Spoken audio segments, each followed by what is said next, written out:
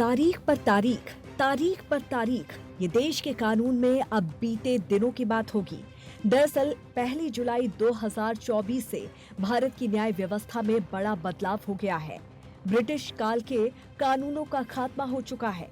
देश में अंग्रेजों के समय में बनी क्रिमिनल जस्टिस सिस्टम की जगह 3 नए कानून लागू हो चुके हैं। नए कानून के लागू होने से न्याय की रफ्तार तेज होगी। इसके साथ ही औपनिवेशिक काल के उन कानूनों का अंत हो जाएगा जिसमें न्याय की जगह दंड प्राथमिकता थी।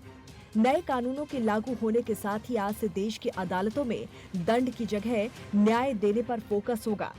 सरकार के मुताबिक नए कानून को लाने का मकसद देश की जनता को न्याय प्रदान करना है। 1 जुलाई से देश में आईपीसी, सीआरपीसी और भारतीय साक्ष्य अधिनियम की जगह 3 नए कानून भारतीय न्याय संहिता, भारतीय सुरक्षा संहिता और भारतीय साक्ष्य अधिनियम लागू हो गए हैं।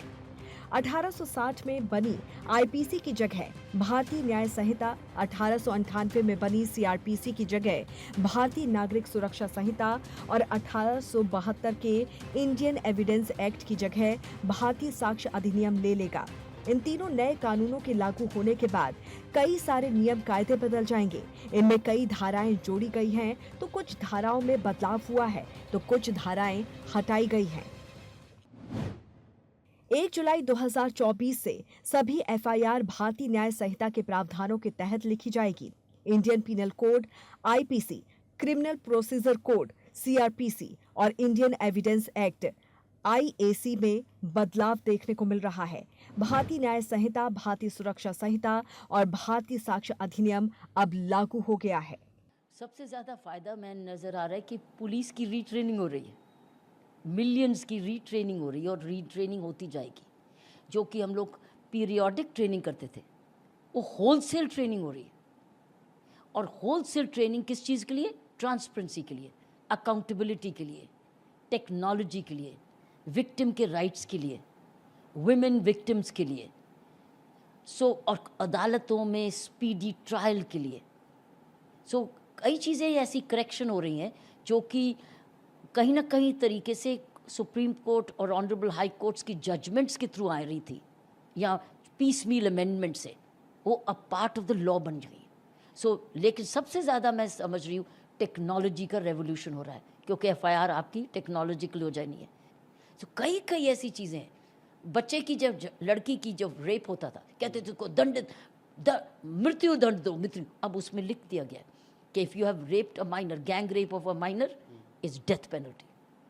और कई जगह ऐसी भी पनिशमेंट लिखी गई है कि it is imprisonment for life. पहले कहते थे कि जब तक है, कहना नहीं पड़ेगा, अब कहेगा imprisonment for life means jail से ही जाओगे आप।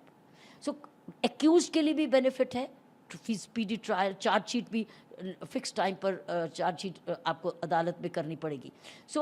और बड़ी इंपॉर्टेंट एक और निकली कि छोटे छोटे अपराधों में अगर गिरफ्तारी हुई तो आपको तुरंत डीएसपी से अप्रूवल लेनी पड़ेगी। आज आप सभी को यहाँ देश में जो क्रिमिनल जस्टिस सिस्टम के 3 नए कानून आज से अमल में आ रहे हैं, इसके लिए आप सभी को निमंत्रित किया है। देश की जनता को सबसे पहले मैं बहुत बहुत बधाई देना चाहता हूं कि लगभग आज़ादी के 77 साल बाद आपराधिक न्याय प्रणाली, हमारी क्रिमिनल जस्टिस सिस्टम पूर्णतया स्वदेशी हो रही है और भारतीय इथोस के आधार पर ये चलेगी। 75 साल के बाद इस कानूनों पर विचार हुआ और ये कानून जब आज से हर थाने में अपना काम करना चालू करेंगे, तब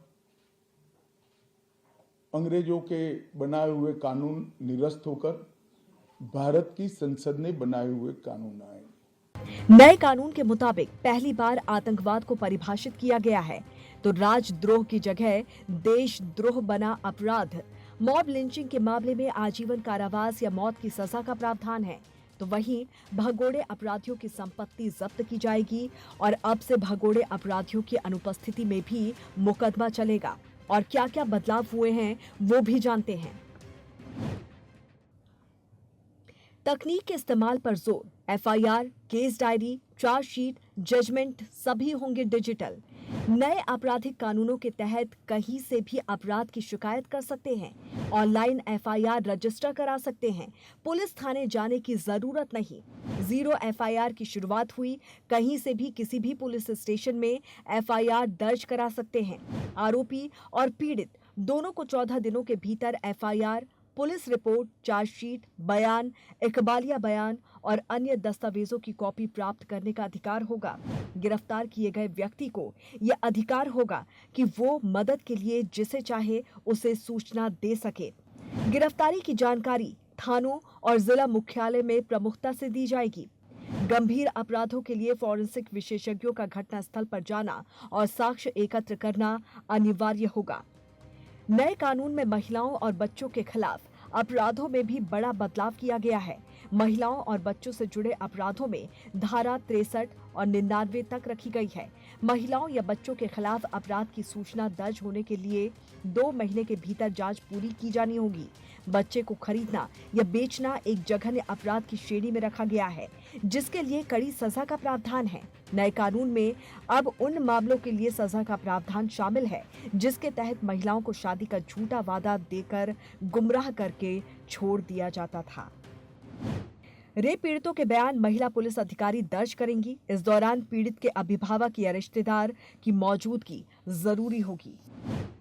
मेडिकल रिपोर्ट 7 दिनों के भीतर पूरी हो जानी चाहिए।